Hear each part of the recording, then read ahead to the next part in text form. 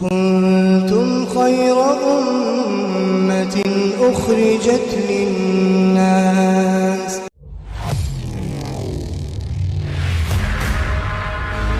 نحمدہ ونصلی علی رسولہ الکریم اما بعد۔ پیارے دوستوں اور عزیز ساتھیوں، اللہ رب العالمین کا بے حد شکر احسان اور کرم ہے کہ اللہ تعالیٰ نے ہم سب کو ایک عظیم فریضہ مغرب کی نماز باجماعت پڑھنے کی توفیق عطا فرمائی، اور مزید کرم یہ ہوا کہ دین کی نسبت پہ بیٹھ کے تھوڑی دیر غور فکر کی توفیق۔ دوستو، اس کے بڑے بڑے فضائل ہیں، ایسی مجلسوں میں بیٹھنے والوں کے بڑے بڑے فضائل ہیں۔ فرماتے ہیں کہ ایسی مجلسوں میں بیٹھنے والوں کے اللہ تعالیٰ سیئات کو حسنات سے مبدل فرما دیتے ہیں، یعنی گناہوں کو نیکیوں سے تبدیل کر دیتے ہیں۔ اور جو شخص ایسی محفلوں میں، ایسی مجلسوں میں آخر تک بیٹھا رہے، اللہ تعالیٰ فرماتے ہیں اس کی مغفرت فرما دیتے ہیں، کہتے ہیں بخشے بخشائے اپنے گھروں کو چلے جاؤ۔ اللہ تعالیٰ ان تمام فضائل کے یقین کے ساتھ ہم سب کو بار بار ایسی مجلسوں میں بیٹھنے کی توفیق عطا فرمائے۔ دوستو، یہاں پہ کوئی وعظ و تقریر کرنا مقصد نہیں ہے، ہم سب عام سے لوگ ہیں، بلکہ یہ تو ایمان کا مذاکرہ ہے۔ فرماتے ہیں ایمان کا مذاکرہ ایمان والوں کو نفع دیتا ہے۔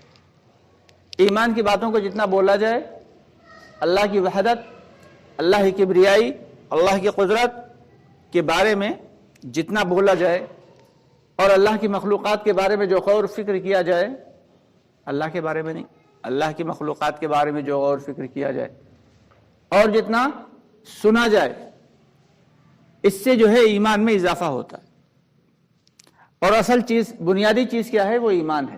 ایک شخص جو ہے وہ خوب 5 وقت کے اہتمام کے ساتھ نماز بھی پڑھ رہا، فرائض بھی پڑھ رہا اور نوافل بھی پڑھ رہا، 10 نمازیں پڑھ رہا، جو ہے روزے بھی رکھ رہا اور صدقہ بھی کر رہا، زکوٰۃ بھی دے رہا، سب کچھ کر رہا، لیکن ایمان والا نہیں ہے، تو کیا بھائی اس کا کچھ قبول ہوگا؟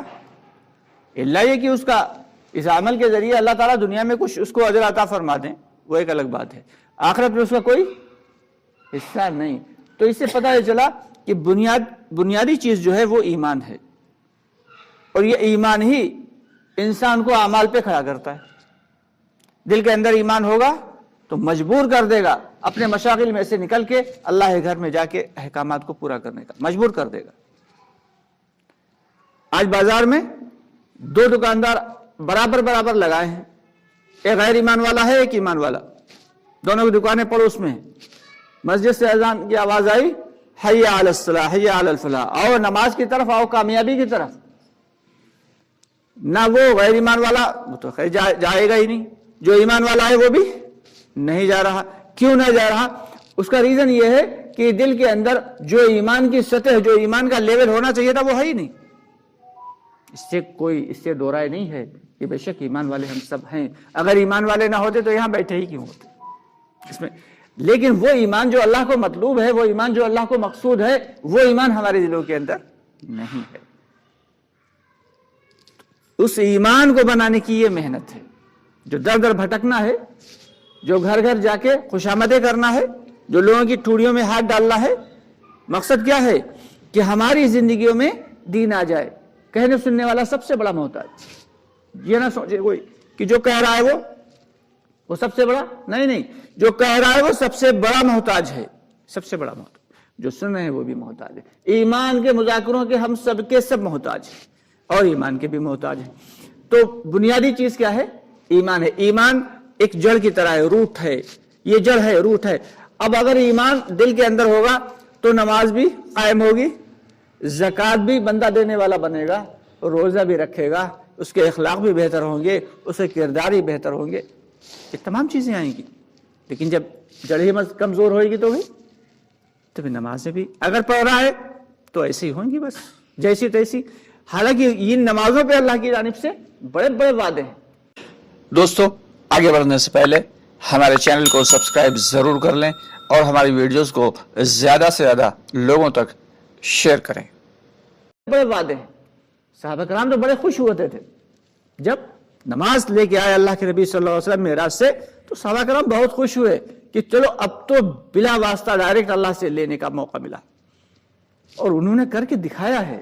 ایک صحابی کو قید کر لیا دشمنوں نے، اور جو ہے بند کر دیا، ان کو غسل کی حاجت ہو گئی، پانی مانگا تو پانی نہیں دیا، انہوں نے اللہ رب العالمین سے دعا کر دی، بادل آیا ان کی بند کال کوٹری میں آ کے برس گیا، انہوں نے پانی پیا بھی اور اس سے غسل بھی کیا۔ صحابہ کرام کا معاملات ہے، فرماتے ہیں صحابہ ایک پہاڑ کا ایک جگہ سے ٹل کر دوسری جگہ پہنچ جانا یہ تو ممکن ہے، لیکن صحابہ کرام کے ایمان میں ذرہ برابر فرق آ جائے یہ ممکن نہیں ہو سکتا۔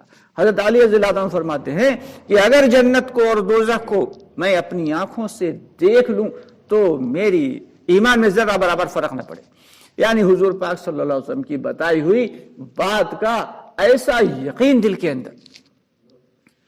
ایک یہودی آیا حضرت ابوبکر صدیق رضی اللہ عنہ کے پاس، کہنے لگا ارے وہ جن کو جو تمہارے دوست ہیں ابو القاسم، وہ تو آج بڑا ایک عجیب قصہ بتا رہے ہیں۔ کہا کیا؟ وہ کہہ رہے ہیں کہ میں بستر پہ لیٹا تھا اور اچانک میں اٹھا، ایک سواری آئی اور میں اس پہ بیٹھا اور میں مسجد اقصی گیا اور پھر جو ہے میں نے ساتوں آسمانوں کی سیر کی، میں نے جنت دیکھی، دوزخ دیکھی، اور جب لوٹ کے آیا تو میرا بستر گرم تھا اور کنڈی ہل رہی تھی، دروازے کی کنڈی ہل رہی تھی۔ کب یہ بھلا کیسے ہو سکتا ہے؟ تو حضرت ابوبکر صدیق رضی اللہ عنہ نے پوچھا کیا یہ حضرت محمد صلی اللہ علیہ وسلم خود فرما رہے ہیں؟ کہا ہاں ہاں وہی کہہ رہے ہیں۔ اگر وہ کہہ رہے ہیں تو سچ کہہ رہے ہوں گے، وہ کہہ رہے ہیں تو سچ، وہ نہیں گئے پوچھنے کے لیے کہ یا نبی اللہ کیا واقعی ایسا واقعہ؟ نہیں، ایسا کچھ نہیں۔ کہا اگر وہ کہہ رہے ہیں تو 100% سچ کہہ رہے ہوں گے، اس میں کوئی دو رائے نہیں۔ یقین ایسا ہونا چاہیے۔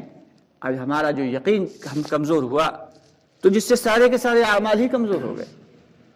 آج جو شخص نماز پڑھ رہا ہے 5 وقتی، وہ اسی کو دین سمجھ رہا ہے، جو زکوٰۃ دے رہا ہے وہ اپنے آپ کو بہت بڑا دیندار سمجھ رہا ہے۔ نہیں بھائی، دین تو، نماز تو دین کا ایک جز ہے، زکوٰۃ تو دین کا ایک جز ہے، دین تو پورا کا پورا ایک لائف سٹائل ہے۔ اللہ رب العالمین نے پوری زندگی گزارنے کا ایک طریقہ دیا ہے دین، اس کو سیکھنا ہے، اس کو سمجھنا ہے۔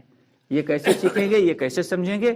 علماء کرام کے پاس جانا ہے اور ان سے مسائل دریافت کرنا ہے، فضائل کے حلقوں میں بیٹھ کے اپنے ایمان کو تازہ کرنا ہے، فضائل کا شوق پیدا کرنا ہے۔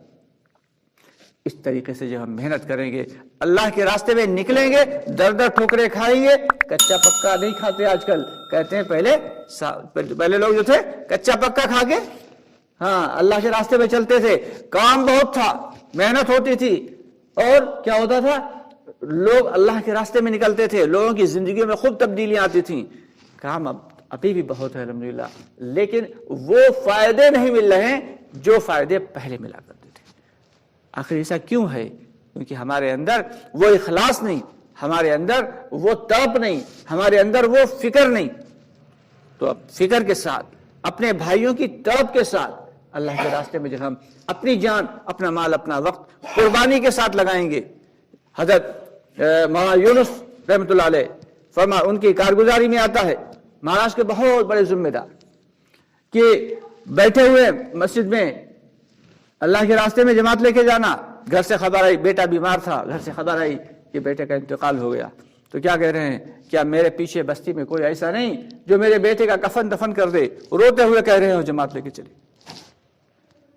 یہ بہت بڑی بات ہے، یہ انہی قربانیوں کی بدولت اللہ تعالیٰ نے جو ہے کام کو آگے بڑھایا ہے۔ حضرت مولانا الیاس رحمۃ اللہ علیہ کا معاملہ کیا کہ جو کچھ تھا سب کچھ اللہ کے راستے میں خرچ کر دیا، سب خرچ کر دیا۔ گھر میں ایک دن ایسا آیا کہ گھر میں کچھ کھانے کو نہیں۔ حضرت یوسف رحمۃ اللہ علیہ بہت چھوٹے بچے تھے، بھوکے تھے، بے تحاشا بھوکے تھے۔ امی سے کہہ رہی امی، اما جان کچھ کھانے کو دے دو، اما جان کچھ، تو فرمایا کہ ان کی اما جان کہنے لگی گھر میں کچھ نہیں بیٹا، آٹا بھی نہیں ہے جو خالی روٹی بنا کے دے دیتی۔ تو جو پرانے کنستر تھے ان کنستر کو اٹھایا اور اس میں سے جو دراز ہوتی اس میں سے آٹا نکالا، اس دراز میں سے آٹا نکال کے ایک جگہ اکٹھا کیا، ایک لوئی سی بن گئی، اس لوئی سے اما جان نے جو ہے روٹی بنائی، حضرت یوسف رحمۃ اللہ علیہ کو دی۔ جب وہ کھا رہے تھے تبھی حضرت الیاس رحمۃ اللہ علیہ تشریف لائے، کہا یہ روٹی کہاں سے آئی؟ تو حضرت یوسف رحمۃ اللہ علیہ بولے کہ یہ ابا جان یہ حرام کی نہیں ہے، یہ مانگی ہوئی نہیں ہے، یہ اسی آٹے کی ہے جو آٹا ہمارا تھا، پیپوں کی اور جو کنستر تھے ان کے دریزوں سے نکالا ہوا یہ آٹا ہے، اس کی روٹی۔ دوستو قربانی دی ہے، ہمارے بزرگوں نے قربانی دی ہے۔ آج ہم جب قربانی دیں گے، اللہ کے راستے میں نکلیں گے، محنت کریں گے، کوشش کریں گے اور دعائیں کریں گے، تب پھر اللہ رب العالمین ہماری زندگی میں بھی دین لائے گا، ہمارے گھر والوں کی بھی زندگی میں دین آئے گا، اور پھر معاشرے میں اصلاح ہوگی۔ کہتے ہیں دعوت سے اندر ایمان بنتا ہے اور باہر معاشرہ بنتا ہے، باہر ماحول بنتا ہے۔ جب ماحول بنے گا تو پھر ہمیں زیادہ محنت کرنے کی ضرورت نہیں پڑے گی، شروعات ہمیں ہی کرنا ہے، شروعات ہمیں ہی کرنا پڑے گی۔ تو اس کے لیے بتائیں اللہ کے راستے میں 4 ماہ لگانے کے لیے کون کون ساتھی تیار ہیں؟ اپنی خوشی سے، اپنی بشاشت کے ساتھ۔